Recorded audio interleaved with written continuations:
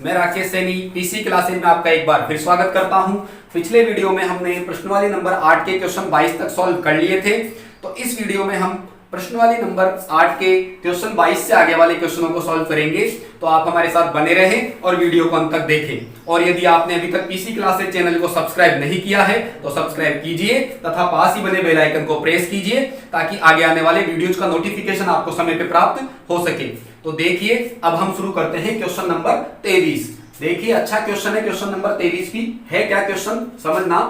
एक व्यक्ति एक जहाज के डेक जो पानी की सतह से 10 मीटर ऊंचा है, कोई पानी की सतह है समुद्र तल में कहीं पे मान लो, ठीक है, उसमें कोई जहाज है, तो उस जहाज में जो पानी का डेक है, मतलब जहाज पानी की सतह से ऊपर ही होगा, तो ऊपर होगा, उस पे भी कोई व्यक्ति है, तो जहाज पे पानी की सतह से कितने मीटर की ऊंचाई पे, 10 मीटर की ऊंचाई पे वहां बैठा है।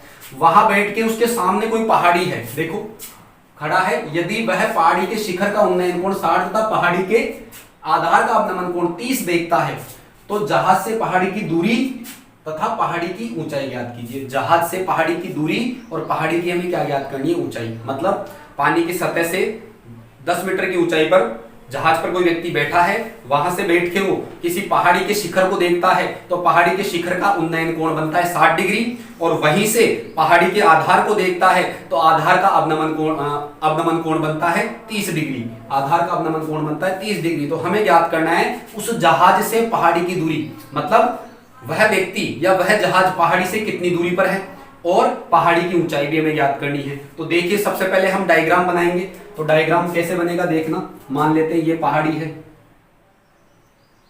ठीक है, ये पहाड़ी है, यहां वो व्यक्ति है, या ये पानी की सतह हो गई, ठीक है, ये पानी की सतह हो गई, ये पहाड़ी हो गई और ये पानी की सतह हो गई।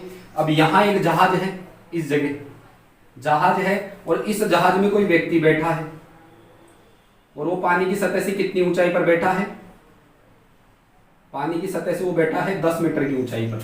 तो मान लेते हैं ये ऊंचाई कितनी है, 10 मीटर। यहां वो व्यक्ति बैठा है, या और थोड़ा ऊपर ले लेते हैं 10 मीटर, ये दो, ठीक है, ये जहाज हो गया, ठीक है। इस जहाज में यहां बैठा है वो व्यक्ति, ठीक है।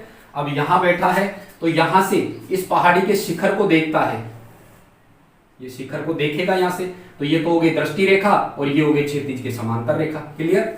तो ये उन्नयन कोण कितना बन रहा है, बोलिए 60 डिग्री बन रहा है। देखिए वो कह रहा है ना, यदि वह पहाड़ी के शिखर का उन्नयन कोण 60, ये पहाड़ी यहां से देखेगा, जहाज के डेक से पहाड़ी के शिखर को देखता है तो इसका उन्नयन कोण कितना 60, और पहाड़ी का आधार ये हो गया, आधार को देखता है, ये आधार का अवनमन कोण हो गया, ये होगा नहीं होगा आधार का अवनमन कोण। यहां से देखेगा, ऊपर से नीचे देखेगा तो ये तो दृष्टि रेखा और ये क्षैतिज के समांतर रेखा, तो ये कोण कितना दे रखा है हमें, 30 डिग्री दे रखा है। ये कोण ध्यान रखना कितना दे रखा है, 30 डिग्री। क्लियर। कितना दे रखा है, 30 डिग्री, और ये कितना है बोलो, 60 डिग्री। क्लियर है यहां तक। अब हमें क्या ज्ञात करनी है, इस जहाज से पहाड़ी की दूरी। तो जहाज ये रहा और पहाड़ी ये रही, तो जहाज से पहाड़ी की दूरी ये हो गई नहीं हो गई, और पहाड़ी की ऊंचाई ये होगी कि नहीं होगी। तो देखो इसका नामकरण कर देते हैं हम। यहां से देखो A B C D, और या यहां से दे देते हैं इसको नाम A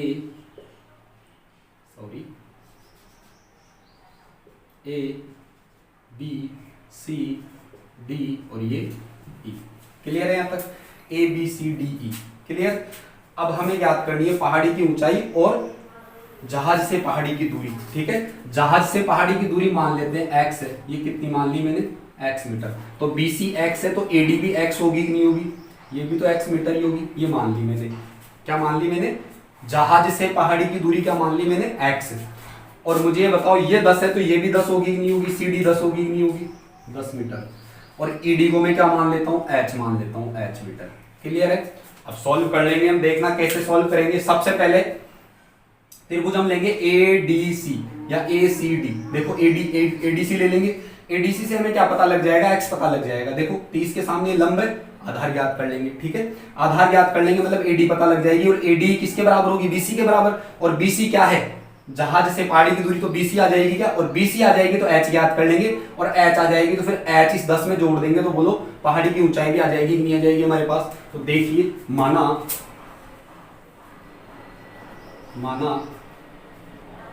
जहाज से पहाड़ी की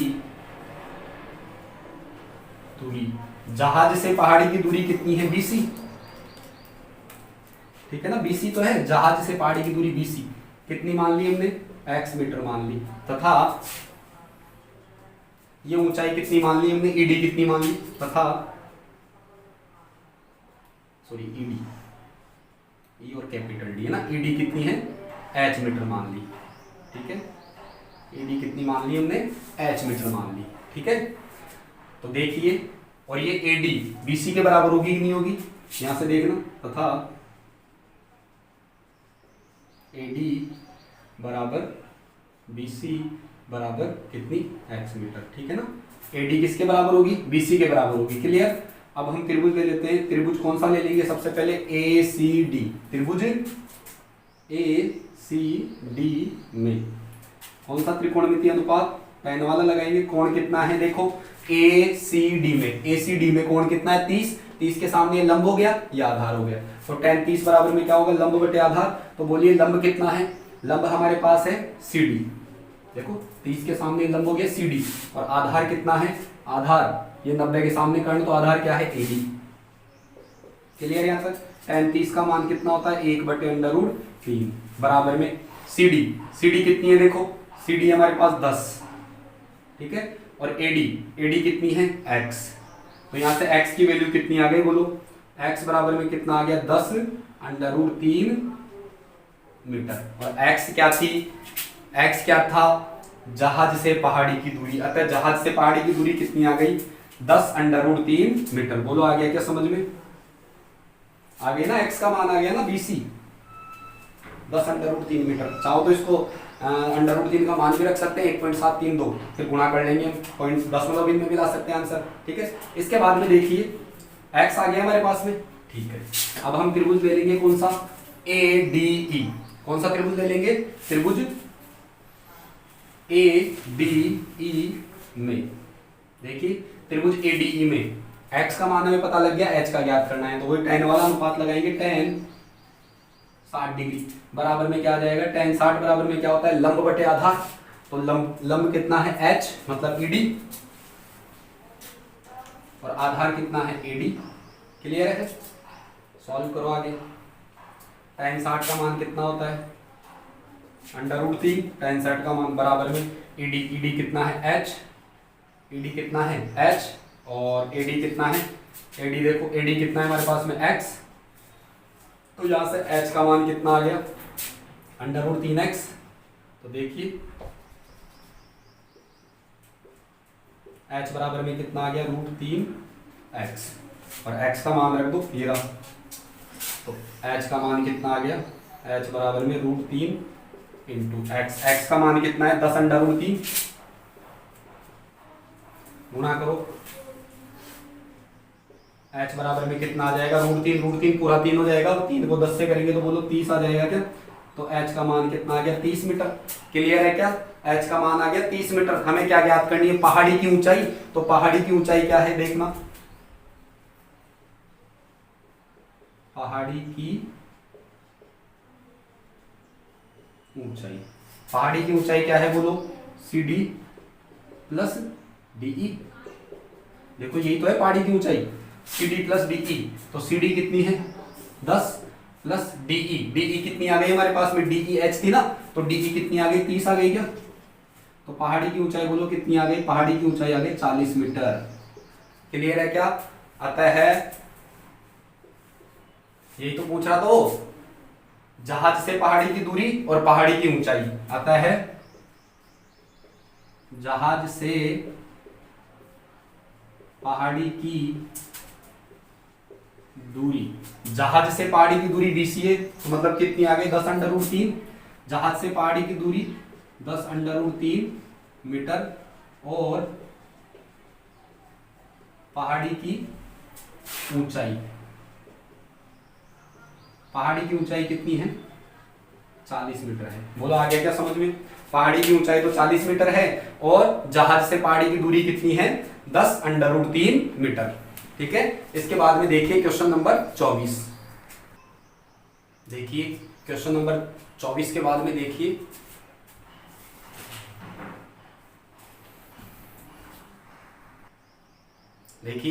क्वेश्चन 23 के बाद में देखिए क्वेश्चन नंबर 24।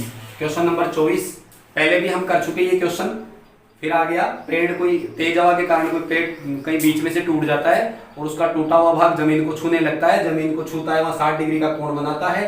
तो हमें ज्ञात करना है कि पेड़ जमीन से कितनी ऊंचाई से टूटा। ठीक है, ये ज्ञात करना है। देखिए एक बार में क्वेश्चन फिर पढ़ देता हूँ। एक 12 मीटर ऊंचा पेड़ तेज हवा से इस प्रकार टूट जाता है कि उसका शीर्ष जमीन को छूने लगता है और जमीन के साथ 60 डिग्री का कोण बनाता है। ज्ञात कीजिए कि तेज हवा से पेड़ जमीन से कितनी ऊंचाई से टूटा। ठीक है, तो डायग्राम बनाएंगे हम। सबसे पहले मान लेते हैं ये पेड़ है हमारे पास, ये पेड़ है मान लेते हैं।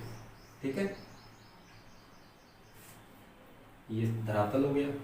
ठीक है, अब मान लेते हैं पेड़ यहां से टूट रहा है, इस जगह से यहां से टूट गया पेड़। अब ये हिस्सा इधर आएगा नहीं आएगा? इस जगह आ जाएगा ये हिस्सा। ये हिस्सा यहाँ आ गया टूट के। ठीक है, और ये जमीन को छूता है तो यह कितना कोण बना रहा है? इसके साथ 60 डिग्री का कोण बना रहा है। ये वाला भाग इधर आ गया। ठीक है ना, टूट के। इस पेड़ की टोटल ऊंचाई ये कितनी है? पूरी ऊंचाई ये हमें दे रखा है 12 मीटर। ठीक है, पेड़ की ऊंचाई कितनी दे रखा है हमें? यहाँ लिख देता हूं मैं।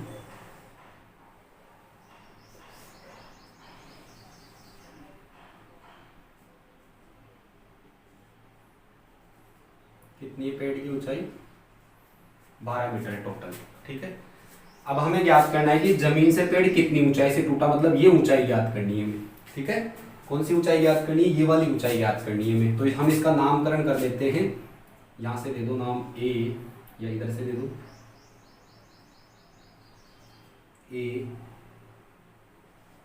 बी सी और इसको दे देते हैं। ठीक है, आगे समझ में कैसे भी कर सकते हैं नामकरण, कैसे भी दे देना है, कहीं कोई सा भी बिंदु दे सकते हैं। हमें ए बी ज्ञात करना है। भाई ये पेड़ कितनी ऊंचाई से टूटा, तो इसको एच मान लूं क्या मैं? किसको? एडी को। एडी को एच मान लो या ए बी को एच मान लो, ए बी को एच मान लो या फिर एडी को एच मान लो। ठीक है, तो इसको एच मान लो या इसको एच मान लो, किसी भी एक को एच मान लो। तो इसको ही मान लेते हैं हम एच। माना पेड़ एच ऊंचाई से टूटता है, तो ये कितनी हो जाएगी? 12 माइनस एच हो जाएगी कि नहीं हो जाएगी? भाई ये एच है, पूरी कितनी है? 12, तो 12 में से एच निकल जाएगा तो ये कितनी आएगी? 12 माइनस एच होगी कि नहीं होगी? ये वाली 12 माइनस एच ऊंचाई होगी कि नहीं होगी? और यही भाग ये 12 माइनस एच ही तो टूट के इधर आया, तो बताइए ये कितनी हो जाएगी? 12 माइनस एच होगी कि नहीं होगी? ये बोलो आ गई क्या बात समझ में? अरे मैं ये कह रहा हूं कि टोटल 12 है, 12 में से एच निकल गया तो ये 12 माइनस एच होगी कि नहीं होगी? और ये एडी तो टूट के इधर आई है, तो ये भी 12 माइनस एच होगी कि नहीं होगी? सॉरी, कितनी होगी ये? 12 minus H, 12 minus H metre. ठीक है, कितनी होगी ये? 12 माइनस एच मीटर। आगे यहां तक समझ में? अब ये त्रिभुज दे दो ए बी सी। ठीक है, और सॉल्व कर लो इसको। ये 12 माइनस एच है, ये एच है, तो कौन सा त्रिकोणमितीय अनुपात लगाओगे? देखो ये कर्ण है और ये लंब है, तो साइन वाला त्रिकोणमितीय अनुपात लगा लेंगे। तो पहले लिख देते हैं, माना पेड़ तेज हवा के कारण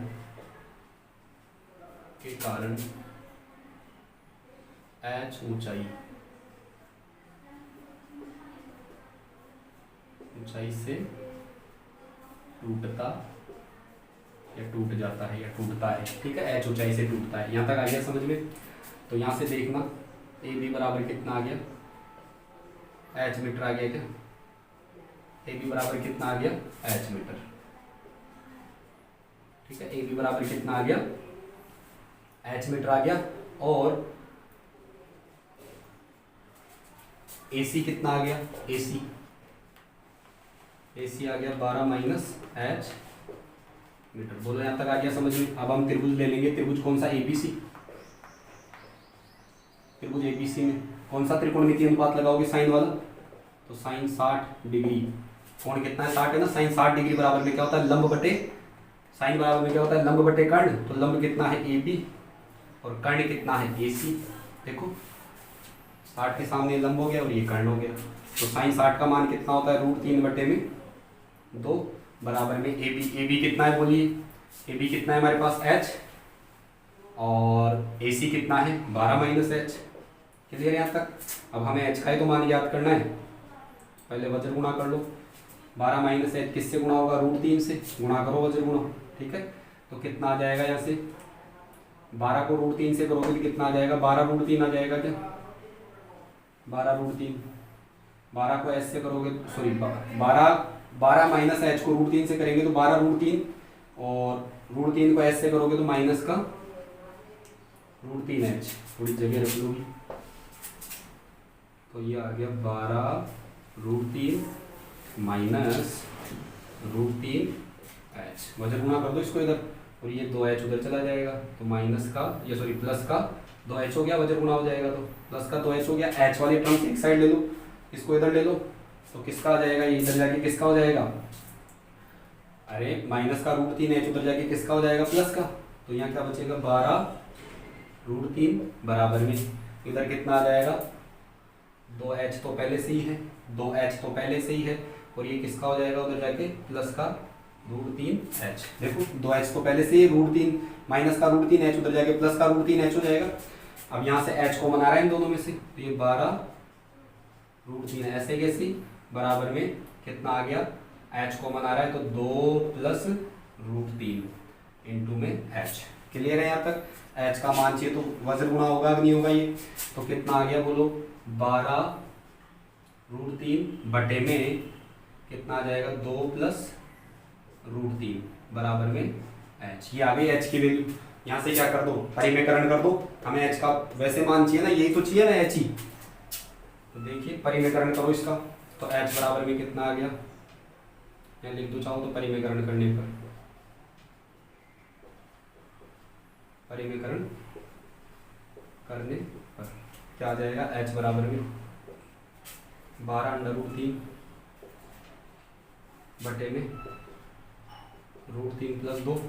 तो परिमेकरण करेंगे तो यह 2 प्लस √3 सॉरी कितना है 2 प्लस √3, ठीक है 2 प्लस √3। परिमेकरण करेंगे तो विपरीत चिन्ह लेके गुणा करेंगे ऊपर नीचे, 2 माइनस √3 बटे में 2 माइनस √3। क्लियर है यहाँ तक आ गया होगा समझ में। सॉल्व करो H बराबर, वैसे भी आंसर हो गया लेकिन परिमेकरण करके हम थोड़ा सा ही आंसर दे देते हैं दशमलव में है ना।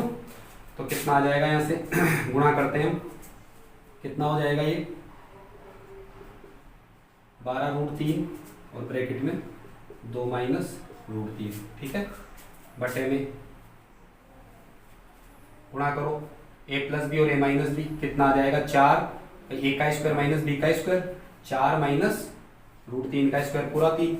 कितना आ गया यहाँ से H बराबर में अंदर गुणा करो इसको 12√3 को, 12√3 को 2 से करोगे तो कितना आ जाएगा 24√3 आ जाएगा क्या बोलो, अरे 12√3 को 2 से करोगे 12 दूना 24√3 माइनस 12√3 को √3 से करोगे तो कितना आएगा 12, तो ऐसे कैसे √3 से √3 को करोगे तो पूरा 3 आएगा कि नहीं आएगा, और पूरे 3 को फिर 12 से करोगे तो कितना आ जाएगा 12 इंटू 3 होगा कि नहीं होगा, गुणा कर लो इसको। 12√3 को 2 से करेंगे तो 12 दूना 24√3 ऐसे कैसे, और 12 ऐसे कैसे √3 पूरा 3 और ये 12 ऐसे कैसे।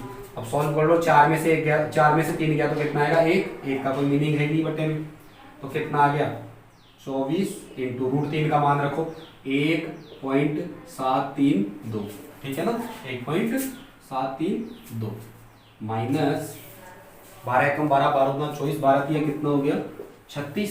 सॉल्व करो H बराबर में गुणा करो 24 दूना कितना हो गया 48, 24 दूना कितना हो गया 48, 48 का 8 हासिल कितना 4 और 24 दिया कितना हो गया 72, 24 दिया कितना हो गया 72, 72 और 4 कितना हो गया 76, 76 का कितना आ जाएगा बोलिए 6 और 12 सत्ते कितना हो गया 12 सत्ते हो गया 168, 12 सत्ते हो गया 168, 168 और 7 हासिल के 168 और 7 कितने हो गए 168 और 7 कितना हो गया 175 हो गया क्या 8 7 कितना हो गया, 8 7 हो गया 15, ठीक है। 175, 175 का कितना आ गया, 175 के 5, हासिल कितने लग गए 17, हासिल लग गए 17, 24 से कम 24, 24 और 17 कितना हो गया, 24 और 17, 24 और 17 हमारे पास हो गया, सॉरी 41 हो गया क्या, 24 और 17 कितना हो गया 41, तो बोलो कितना आ गया 41.568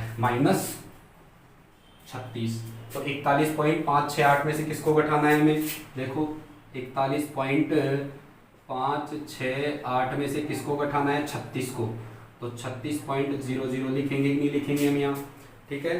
तो कितना आ गया 8 6 5 पॉइंट, 1 में से 6 नहीं घटता, 11 में से 6 गया तो बोलो कितना आ जाएगा 5, और 3 में से 3 जाएगा 0, तो बोलो कितना आ गया 5.568, तो h बराबर में बोलिए कितना आ गया 5.568 मीटर, अर्थात धरातल से पेड़, अतः लिख सकते हैं हम यहाँ, अतः जमीन से पेड़, अतः जमीन से पेड़ 5.568 मीटर की ऊंचाई से टूटता है। बोलो आ गया क्या समझ में, अतः यह पेड़ कहां से टूटता है, जमीन से 5.568 मीटर की ऊंचाई से टूटता है। बोलो आ गया ये क्वेश्चन भी समझ में, ठीक है। इसके बाद में देखिए क्वेश्चन नंबर 25,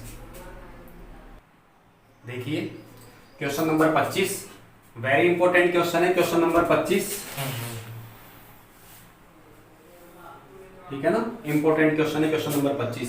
क्वेश्चन नंबर 25 क्या है हमें देखिए दिया हुआ क्या है, एक मीनार है, उस मीनार के नीचे से कोई राजमार्ग गुजरता है, अब उस मीनार के शिखर पे कोई एक आदमी बैठा है, वो आदमी बैठा है तो वो राजमार्ग जा रहा है, तो उस राजमार्ग पे गाड़ियां चल रही होगी, तो वो व्यक्ति जो बैठा है, वो आदमी बैठा है, वो किसी कार को देखता है, किसी क्षण उस राजमार्ग पर कार को देखता है, तो कार को देखता है तो उसकी आंख का अवनमन कोण बनता है 30 डिग्री।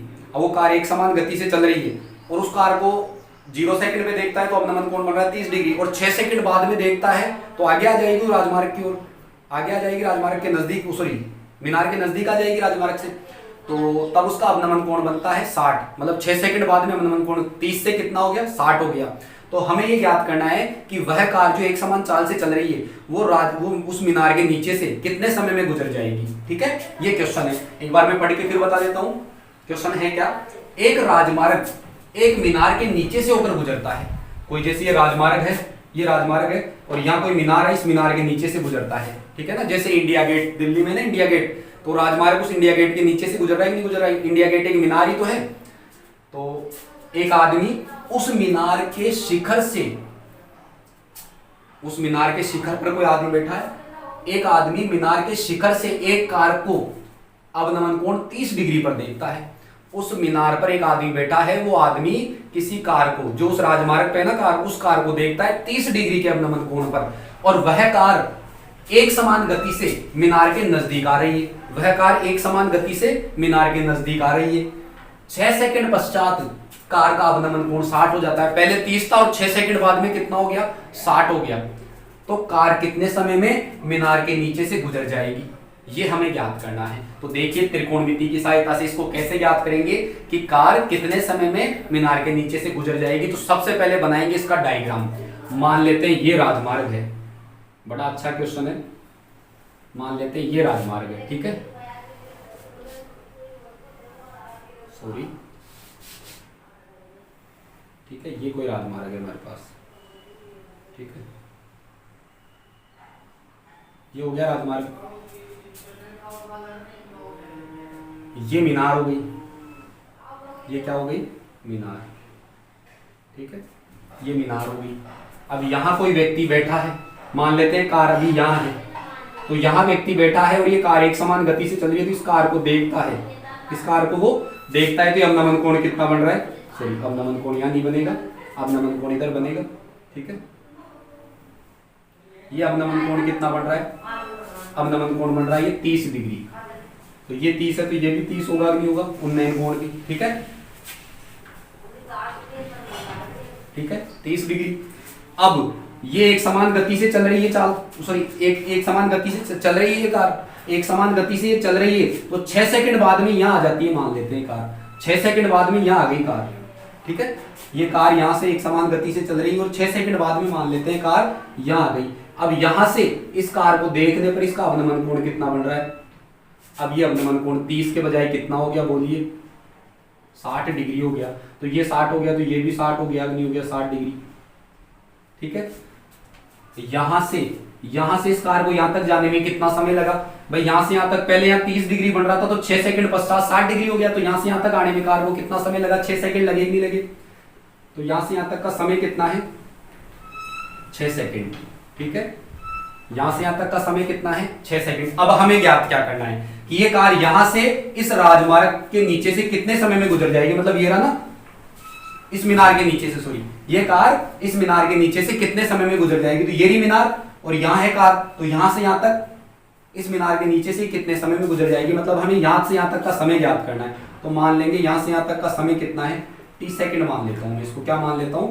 t सेकंड, मतलब कार को मीनार के नीचे से गुजरने में लगा समय क्या मान लिया मैंने? t मान लिया। अब समय से तो हम इसको सॉल्व नहीं कर सकते, त्रिकोणमिति में तो हमें क्या चाहिए? दूरियां चाहिए, तो दूरी ज्ञात करेंगे। और दूरी कैसे ज्ञात करेंगे? समय दिया हुआ है हमें, और कार किस चाल से चल रही है? एक समान चाल से चल रही है, तो कार की चाल को हम क्या मान लेंगे? x। माना कार की चाल क्या है? x। अब कार की चाल x है और समय t है, तो दूरी ज्ञात कर लेंगे कि नहीं कर लेंगे? चाल आ गई हमारे पास x और समय आ गया, चाल और समय आ गई, तो दूरी ज्ञात कर लेंगे कि चाल बराबर में होता है दूरी बटे समय, तो दूरी बराबर में क्या हो जाएगा? चाल गुना समय। तो देखिए क्या कहना चाह रहा हूं मैं, ये समझ में आ गया होगा डायग्राम। इसको नाम दे देते हैं ए बी और ये सी और ये डी। माना कार की चाल, कार एक समान गति से चल रही है, तो माना कार की चाल बराबर में क्या मान लेंगे हम? x मीटर प्रति सेकंड, ठीक है। कार की चाल मान ली हमने x मीटर प्रति सेकंड, और हमें ज्ञात करना है कि कार कितने समय में मीनार के नीचे से गुजर जाएगी। तो माना तथा लिख के, तथा माना कार मीनार के नीचे से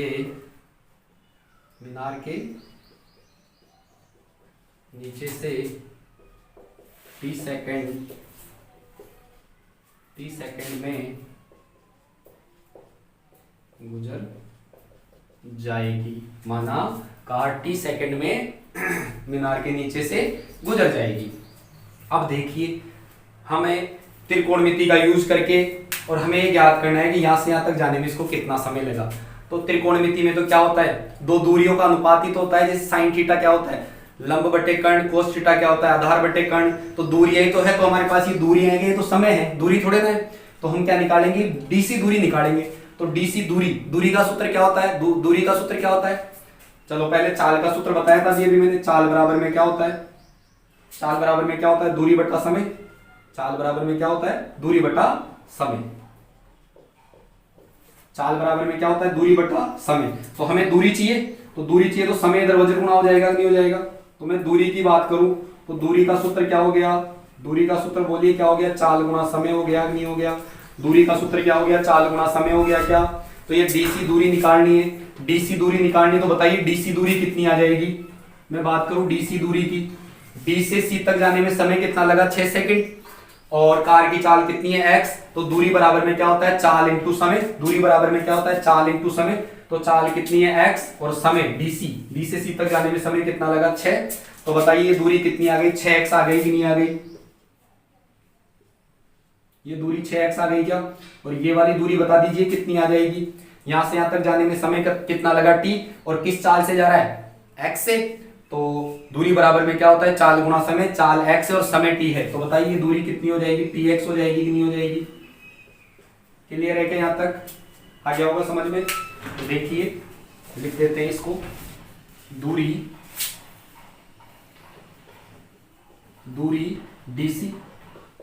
डीसी दूरी क्या आ जाएगी? डीसी दूरी की यदि मैं बात करूं तो दूरी बराबर में क्या होता है? चाल गुणा समय।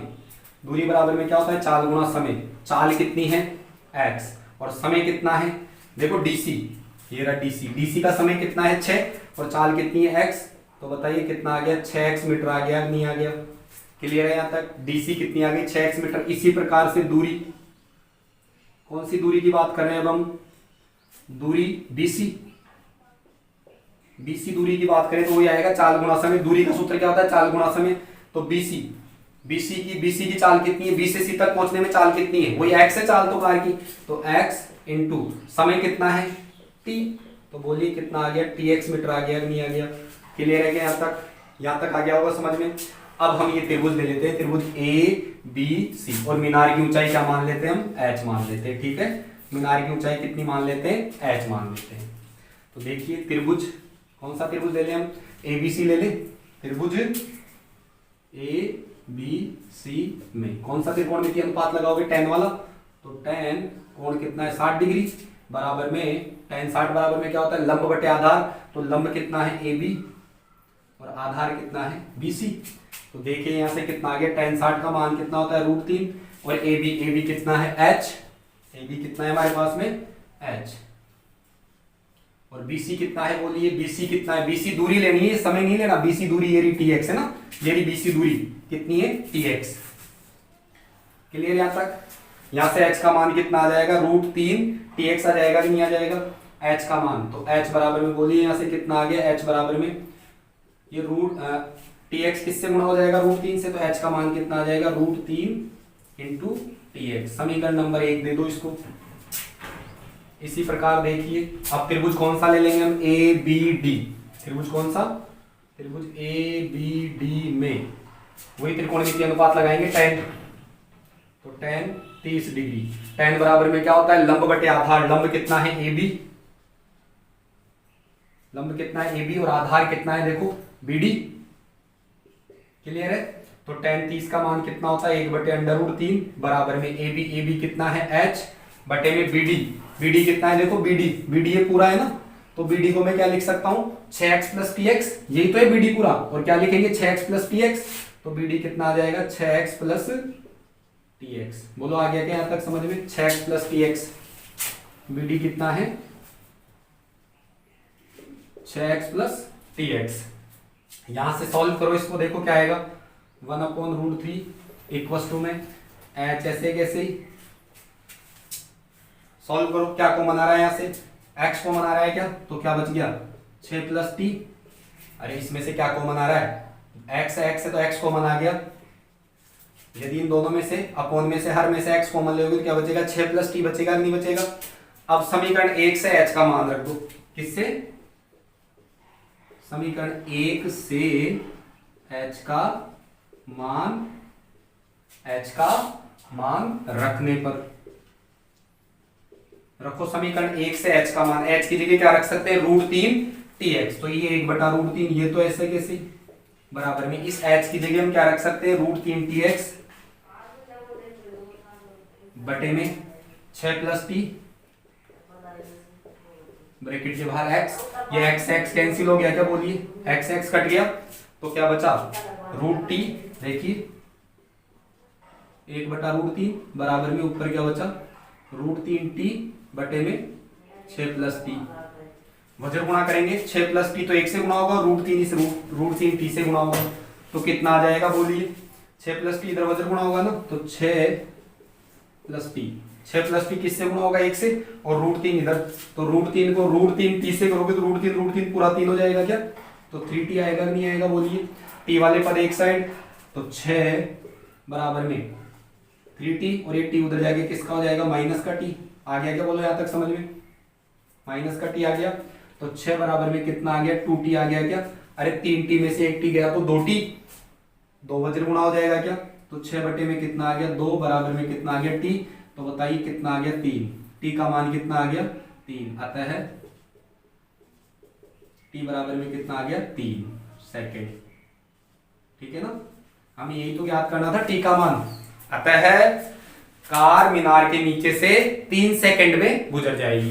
बोलो आ गया समझ में? t का मान ही तो ज्ञात करना था हमें भाई। यह कार यहां से मीनार के नीचे से कितने समय में गुजर जाएगी? तो t का मान कितना आ गया? 3 सेकंड। अतः यह कार मीनार के नीचे से 3 सेकंड में गुजर जाएगी। ठीक है, मैं उम्मीद करता हूं कि आज के सारे क्वेश्चन आपको समझ में आए होंगे।